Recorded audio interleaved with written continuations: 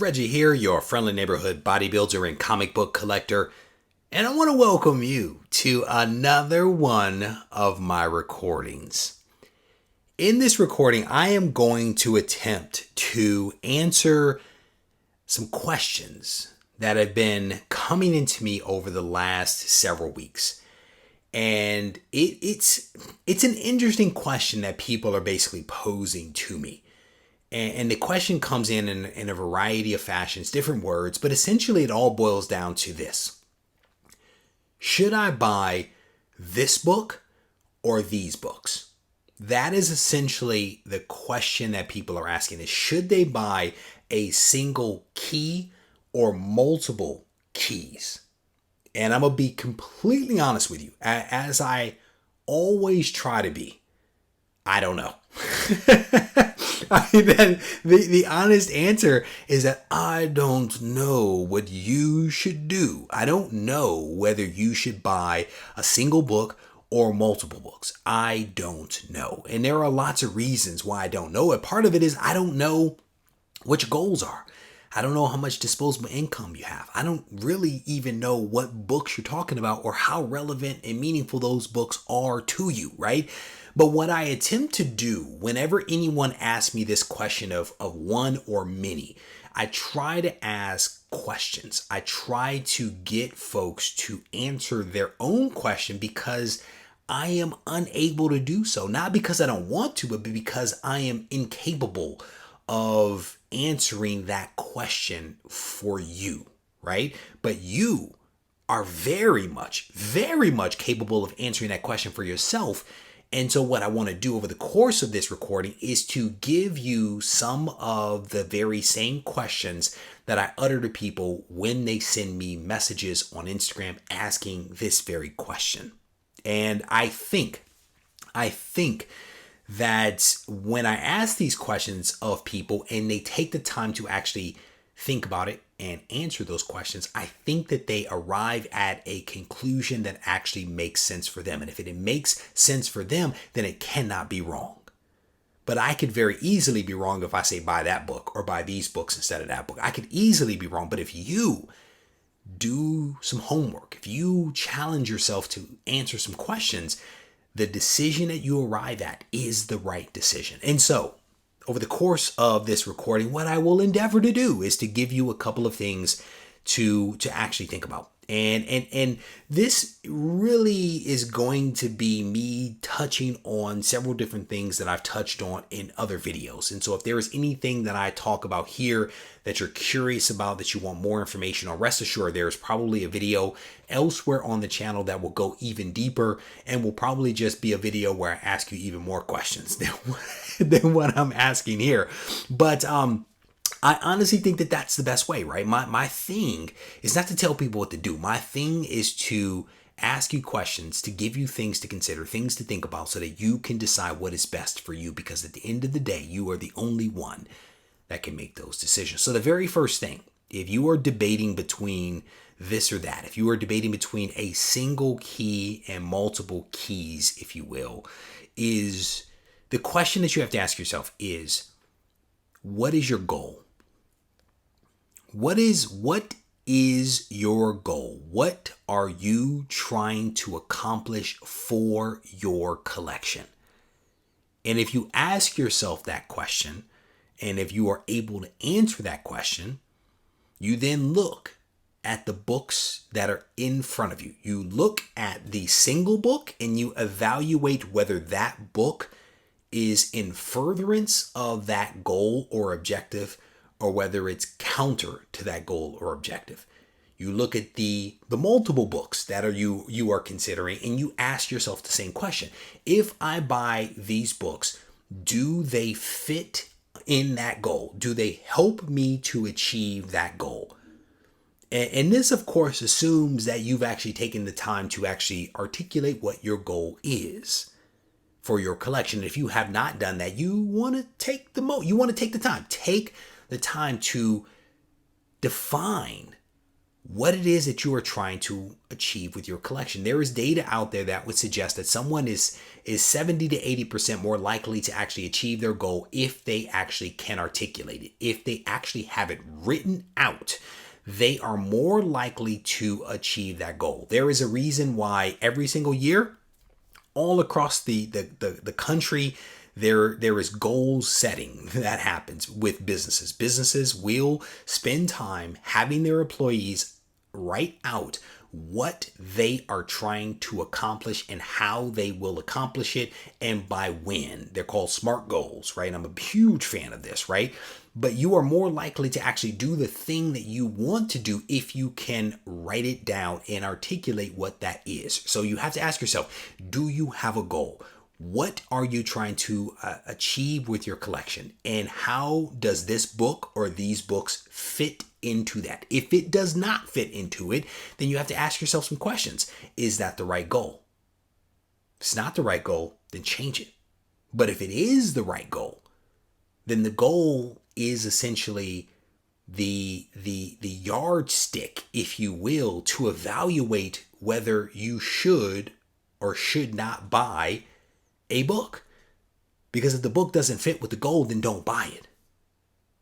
It's actually a really great way to control one's spending, to control the excitement of the books that are out there, because there are so many books out there, and there's way more books than you have money, way more books than I have money. And so by having a goal, having an objective, and by evaluating your purchasing decisions against that goal or objective, you are basically going to spend your money a whole lot more wiser.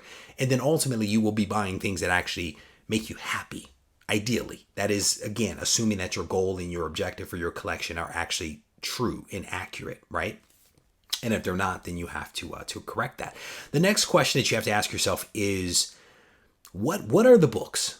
What are the books that you are considering purchasing, and what makes these books actually special to you?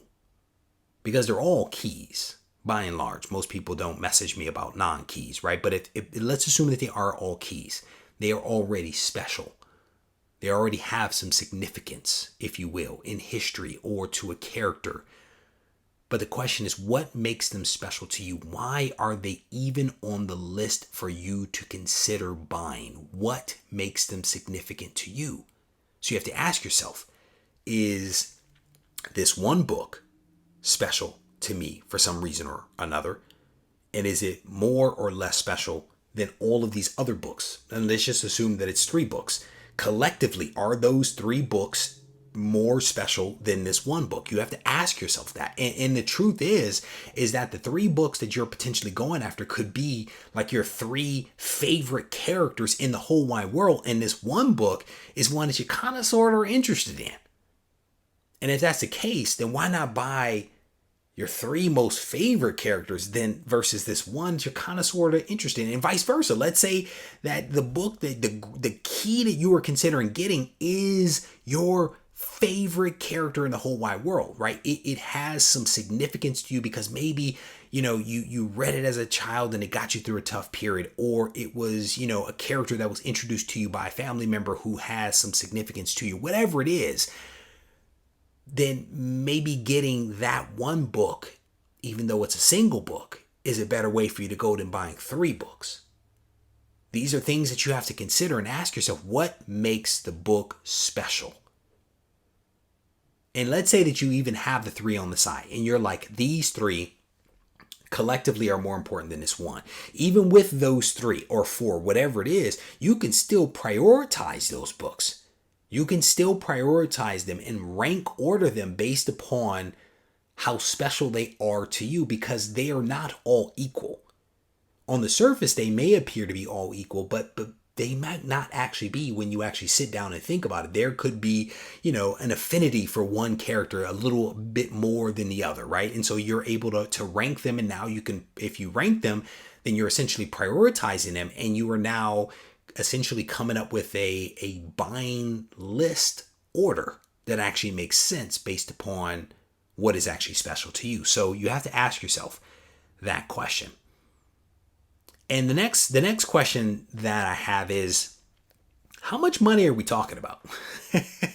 Right? Like, realistically, how much money are we talking about? And to kind of put that a different way, do you have enough disposable income to buy the one book or the three books? Right? That's also another, important factor that you have to consider, is that, if you're talking about $100 and you're talking about, a book that's $100 and a book that's, three books that are 150, that's not crazy amounts of money, right? That's not crazy amounts of money. Now, if you're talking about a book that is $1,000 and maybe a couple of other books that are $100 each, that's a bit of a discrepancy, because now you're talking about being able to buy three books for $300 and another book that's $1,000. That's a big delta between those, right? But if you don't have the disposable income to buy the $1,000 book, you have to make some decisions, right? If you have $300, you have to decide: do you buy these three now, or do you wait? Do you save that $300 and you use it to buy that $1,000 book? Again, I can't answer those questions for you, right? Because I don't know how much disposable income you have. I don't know how much money you were able to set aside every paycheck, or whether you can even sell books within your collection in order to close the gap between what you have and what you actually want. Only you can answer those questions. So you have to, to consider, how much money are you talking about? How much disposable income do you have? And how much access do you have to that disposable income? And also, how quickly can you save up that money or acquire that money in order to buy that other book? Because the truth of the matter is that you may say to yourself, you know what? I'm able to save $1,500 or so, or let's just say $500 a month or something like that. Essentially, what you're talking about is prioritization, right? Because if the one book that you really want is $1,000, that's 2 months, 2 months of savings. Now you have that book. And in the third month, you have the other three books because they're $100 each. Right? So it's kind of like a prioritization exercise based upon how much disposable income you actually you have at your disposal. That is kind of the question. And again, it goes back to some of the other things that we talked about around how significant is this book to you, and how does this book rank versus all of the other books, and can I prioritize them and try to decide first through last what's most important to me from a significant standpoint, right? You essentially, if you think about these things in terms of steps, they are leading you down a path of being able to decide what is the true priority based upon the questions that you're actually asking yourself. And to that point around prioritization and things like that, the other really big question is, are any of the books red ocean or blue ocean? Are any of the books red ocean or blue ocean? And if you don't know what I'm talking about there, I definitely want to encourage you to go back to the channel and to search for Regie Collects My Speculation Strategy. And in that video, I break down red ocean versus blue ocean. And this is a concept that I think people really appreciate, because it, in my opinion, makes it really clear where the opportunities are and aren't. So if one of the books you're looking at, for example, the one book is red ocean, which means that there is a lot of competition for that book. That means that there are a lot of people that are bidding for that book and pushing the price of that book up. Maybe now is not the time to actually buy that book, even though it is a single book. Maybe now is not the time. It is not the time, because if you were to buy it, potentially you are going to be overpaying for that book. And if the other three books, again, using this rough example that we've been using over the course of this recording, if the other three books are blue ocean, then why not buy the blue ocean books while they're cheap? Buy the blue ocean books while they're cheap, saving yourself the hassle, if you will, of overpaying for a red ocean book that is maybe inflated. Because what could happen is you could buy the three books, and by the time you save up or you're in a position to buy that other book, maybe something else has come along that has captured your attention.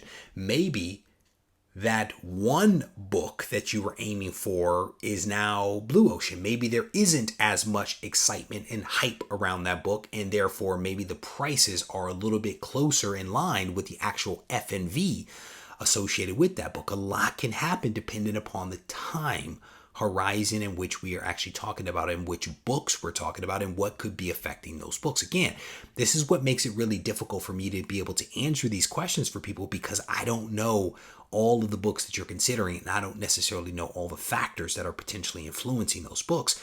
But is it red ocean or is it blue ocean? If it's red ocean, you may not want to touch it because you could be overpaying. And maybe you go after the blue ocean books because that just makes a little more sense.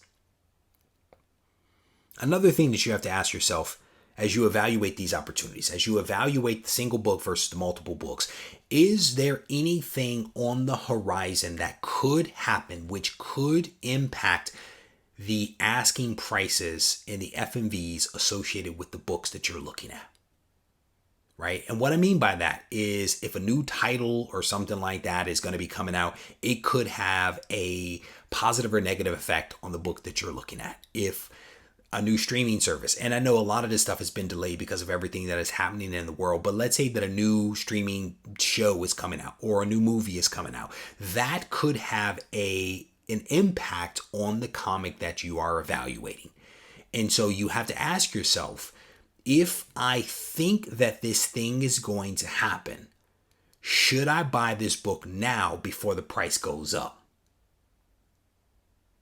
If you think that there's going to be some revelation or something like that when Diamond resumes shipping or something like that in the next book that is going to be coming out, then you might want to pick up this other book. So for example, the Black Winter and Thor, we don't exactly know what the Black Winter is, but there's a lot of speculation about it. And let's say that you have this idea, and I'm using gross examples here.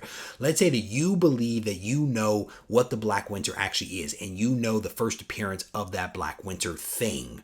Maybe you want to buy that before Diamond resumes shipping and start shipping Thor out, thus revealing what the Black Winter actually is. Because if you wait, and you are right, the value of that book that you would have bought has now increased significantly and has now become red ocean, because now everyone else sees the significance and importance of that book. That's kind of what I'm alluding to, is that you have to evaluate and ask yourself, is there something that could happen on the horizon which could impact one of the books that I'm looking at, either positively or negatively? And based upon your understanding of marketplace dynamics, you can make a call on whether you buy that book now or whether you deprioritize that book because you think something else could potentially happen. And again, these are just things for you to actually consider.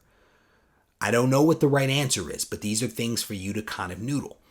And one of the other questions that I kind of had here is, how hard is it to actually find the book that you're interested in buying? And what I mean by that is that you could be looking at buying a book or a couple of books, depending upon what side you're on, that for some reason or another is a really hard book to find, because it's maybe a rare variant. Maybe there was a super low print run of it.